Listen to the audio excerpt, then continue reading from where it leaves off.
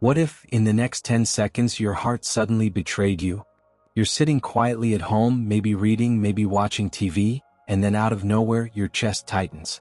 The pain is sharp, your breathing feels heavy, and your arms start to go numb. In that instant, you realize you might be having a heart attack. But here's the terrifying part: you're all alone. No one is there to call out to, no one to rush you to the hospital. It's just you, your body, and the clock ticking down. Now pause for a moment and think, what would you do? Would you panic and freeze? Would you pray someone walks through the door? Or would you know exactly what steps to take in those first crucial seconds that could decide whether you live or whether you don't? This isn't just a scary thought, it's a reality many people face every single day. Heart attacks are one of the leading causes of sudden death across the world, especially among older adults. And the heartbreaking truth? A lot of them happen when people are completely alone. But here's the good news: you don't have to be helpless. There are simple, practical actions you can take, things you can do in those very first moments that can greatly improve your chances of survival. And in this video, I'm going to walk you through them step by step, in a way that's easy to remember if the unthinkable ever happens. So stay with me. By the end of this video, you'll know exactly what to do if you, or someone you love, ever faces a heart attack alone. Knowledge like this can be the difference between tragedy and survival. And before we dive in, let's make this interactive. If you truly want to be prepared, type "I'm prepared" in the comments right now. That way you're making a personal promise, to yourself and to your loved ones, that you're ready to learn how to protect life. And if you're new here, I want to invite you to subscribe to Elderly Advice for Life, because this is where we share powerful, life-saving tips designed to keep you and your loved ones safe, strong, and informed. Now, let's get into it, because when it comes to a heart attack, every single second matters. The very first step, the moment that could save your life, is recognizing the warning signs. And here's the thing: most heart attacks don't start the way movies make them look. It's rarely someone suddenly clutching their chest and collapsing. In reality, the signs can creep in slowly, almost quietly, like a thief in the night. Picture this: you feel a strange pressure in your chest. Not sharp pain, but more like someone is sitting on you. It's uncomfortable, but you brush it off. You think maybe it's something you ate, or maybe you've just been stressed. A few minutes later, you feel pain spreading to your jaw or maybe into your arm. You feel lightheaded, maybe even a little dizzy. Your body is trying to warn you, but instead of listening, you tell yourself, "I'll be fine. It's probably nothing." That's where so many people make their first, and sometimes fatal, mistake. Because the truth is, heart attacks often begin with these subtle symptoms: tightness in the chest, shortness of breath, a sudden wave of nausea, cold sweats you can't explain, and sometimes that heavy fatigue that makes you feel like you've suddenly aged 10 years in a moment. Scientifically, what's happening is that blood flow to the heart muscle is being blocked. The heart is starved of oxygen, and it starts sending out distress signals. But here's the cruel part: those signals don't always scream heart attack. They whisper. And if you're not paying attention, you might dismiss them until it's too late. So let's clear up a dangerous misconception. It's not always indigestion, it's not always anxiety, and it's not always just getting older. Too many people wait, hoping the feeling will pass, telling themselves they don't want to overreact. But when it comes to your heart, waiting is the enemy. Every minute you delay could mean more damage to the heart muscle, and fewer chances of survival. So my advice to you is simple but urgent. If you ever feel chest tightness, unexplained shortness of breath, sudden sweating, nausea, pain that radiates to your jaw, shoulder, or arm, don't ignore it. Don't second-guess yourself. The faster you recognize the signs, the faster you can act, and that alone can give you a fighting chance. Because recognizing the warning signs isn't the end of the story, it's just the beginning. And once you realize what's happening, what you do in the next few seconds matters even more. Once you recognize the signs, your very next move should be crystal clear. Call for help. Don't wait, don't second-guess yourself, don't try to be tough. Pick up the phone and dial emergency services right away. But here's what often happens. Imagine you're sitting there, your chest tightening, your hand trembling as you reach for the phone. You hesitate. You think to yourself, maybe I'm overreacting. I don't want to bother anyone. What if it's just indigestion? What if the paramedics arrive and it turns out to be nothing? That hesitation, that small pause, can cost precious minutes. And in a heart attack, every single minute counts. Science tells us that the longer the heart muscle is starved of blood, the more damage it suffers. Survival rates drop with each passing minute. Immediate medical attention can mean the difference between walking out of a hospital a few days later, or never leaving at all.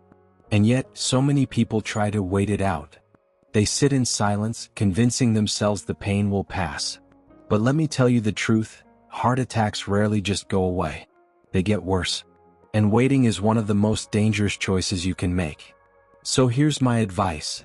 The very moment you suspect you're having a heart attack, call emergency services.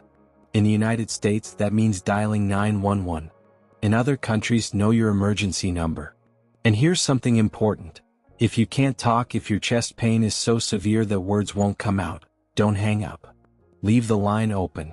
Dispatchers are trained to trace the call, and help can still find its way to you. Think of it this way, calling for help isn't an inconvenience. It's not embarrassing. It's not a waste of anyone's time. It's a lifeline. And if it turns out to be indigestion, then fine, you'll have peace of mind. But if it really is a heart attack, that phone call could be the reason you survive. So don't hesitate. Don't second guess. Make the call, leave the line open if you must, and know that trained hands are on their way. But while help is on the way, your body still needs something to keep going.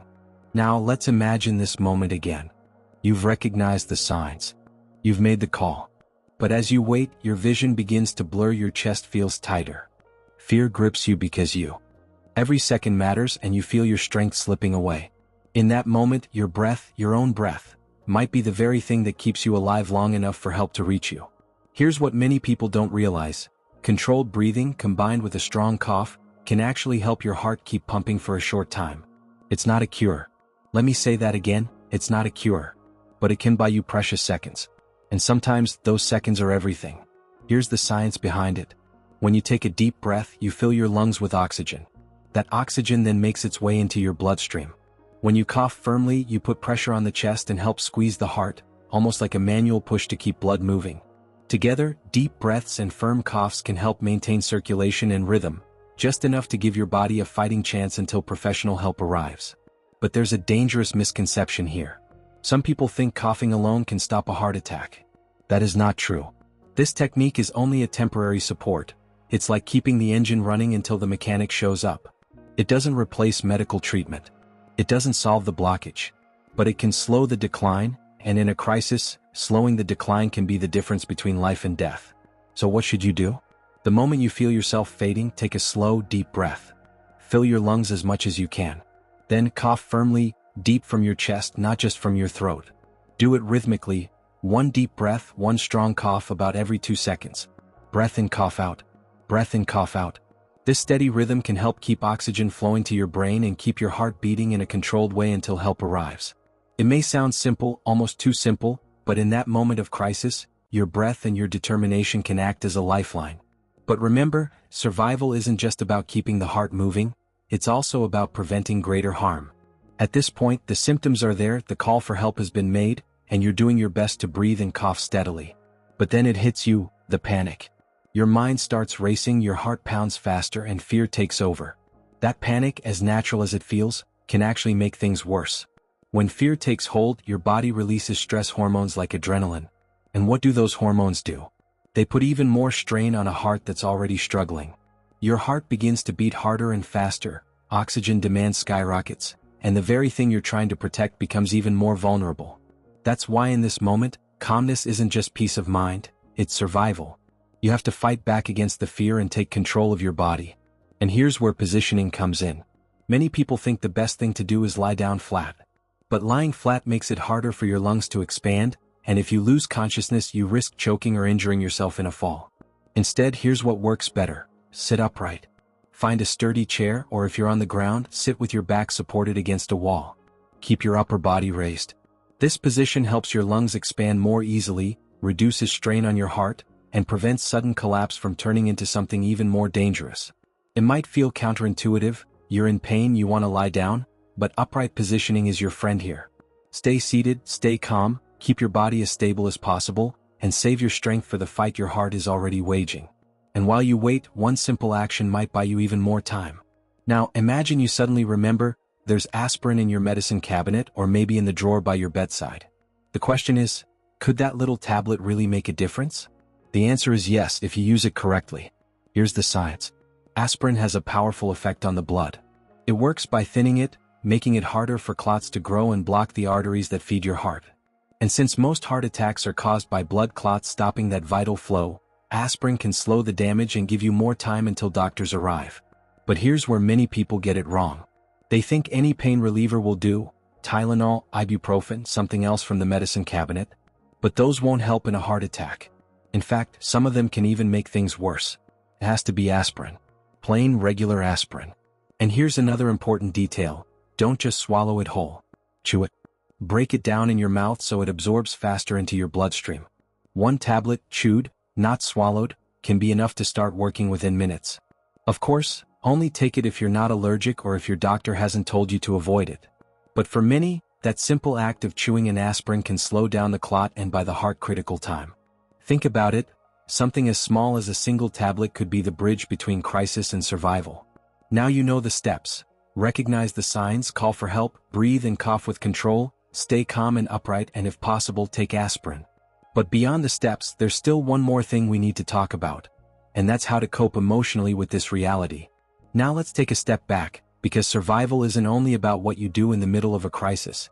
It's also about what you do long before that crisis ever begins. Preparation may not feel urgent when you're feeling well, but it can make all the difference when every second counts. Think about this. If a heart attack strikes, will you be ready? Will your phone be within reach? Will the emergency number be easy to find? Or will you waste precious moments searching through papers or trying to remember digits in a fog of pain? The truth is, preparation isn't paranoia, it's peace of mind. Here's what you can do right now. Save emergency numbers in your phone under something clear like emergency in all caps. Don't just rely on memory, because in those critical moments, panic can cloud your mind. Have them written down and placed in visible spots, on the fridge, beside the bed, or taped inside a cabinet you use every day. Make it impossible to miss. And don't keep your health a secret. Inform your loved ones of your risks. If you've been told by your doctor that you have heart disease, high blood pressure, or other conditions, let your family and friends know. Too many times, people suffer in silence, thinking they don't want to worry anyone. But letting those close to you know your risks isn't a burden, it's a gift. It gives them the chance to be ready to help you if the worst should happen. And one more practical step. Store aspirin in easy-to-reach places. Not buried in the back of a drawer, not tucked away in a cabinet you'd have to climb to reach. Keep a small supply in your living room, by your bed, even in your pocketbook or wallet if you carry one. When every second matters, you don't want to waste them searching. That little tablet needs to be where you can grab it instantly. Because here's the reality, you can't always control whether or not a heart attack will strike, but you can control how prepared you are when it does. And that preparation could very well tip the scales in your favor. Let's be honest, the thought of being alone during a heart attack is terrifying. Just imagining it can send a chill down your spine. The silence of the room, the weight in your chest, the helplessness that tries to creep in, it's enough to make anyone feel afraid. And if you've ever worried about this happening to you or to someone you love, you're not alone. That fear is real. But here's the truth, fear doesn't have to control you. Because what you've gained today, this knowledge, these steps, this is power. This is how you take fear and turn it into readiness. Instead of feeling frozen by the thought of what if, you now have a plan. You know the warning signs. You know the actions to take. And that plan can give you courage even in the scariest of moments. Think about it, if you've prepared, if you've practiced these steps in your mind, you no longer have to guess what to do. You don't have to waste those precious seconds panicking. You can move, act, and give yourself the best possible chance of survival. Knowledge is what transforms panic into purpose. And this isn't just about you. It's about the people who care about you, the ones who would do anything to keep you here a little longer. When you take these steps seriously, when you prepare an emergency kit, when you keep aspirin within reach, when you share this knowledge with your children, your spouse, your neighbors, you're not only protecting yourself, you're giving peace of mind to the people who love you. So here's my encouragement to you. Don't just watch this video and move on. Take action tonight. Save the emergency numbers on your phone. Place a copy by your bedside. Talk to your loved ones about what you've learned today. Because none of us knows what tomorrow will bring, but preparation is one of the greatest gifts you can give to yourself and to those who depend on you. And here's the most important part of all. These 10 seconds of knowledge, recognizing the signs, making the call, breathing, coughing, staying calm, positioning yourself, and if possible taking aspirin, these 10 seconds can make the difference between tragedy and survival, between a life cut short and a second chance at tomorrow. So don't see this as something to fear, see it as something to hold on to with hope. Because the more prepared you are, the more confident you can feel that if the moment ever comes, you'll know exactly what to do. Before we wrap up, let's take a moment to quickly review everything we've covered today. Remember, survival in a heart attack is about recognizing the danger and acting fast. First, recognize the warning signs: chest tightness, shortness of breath, jaw or arm pain, nausea, sweating, dizziness. These are your body's first signals, and ignoring them can be deadly. Next, call for help immediately. Don't hesitate, don't wait, don't worry about bothering anyone. Your life is the priority and every second counts. Then, while waiting for help, take deep, controlled breaths and cough firmly every couple of seconds to help your heart and circulation stay as stable as possible. Stay calm and position your body upright, whether in a chair or supported against a wall, so your lungs can expand and your heart doesn't have to work harder than it already is. And if aspirin is available, chew one tablet to slow clotting and give your heart extra support. These are the steps that could literally save your life. And here's the part where you come in. I want to hear from you. Which of these steps surprised you the most? Have you, or someone you love, ever faced a heart emergency? Share your experience in the comments below. Your story could help someone else recognize the signs before it's too late. If you found this video helpful, take a moment to subscribe to Elderly Advice for Life, your go-to source for simple, practical, life-saving health awareness. Hit the notification bell so you never miss advice that could protect you or the people you care about most. And finally, remember this: stay safe, stay prepared, and know that no matter your age, you're never too old to save your own life. Every precaution you take, every second you act, is a step toward protecting yourself and the ones you love. Keep this knowledge close, share it widely, and let it empower you to face life with confidence. Thank you for watching, and I'll see you in the next video, stronger, wiser, and even more prepared to care for yourself and those you love.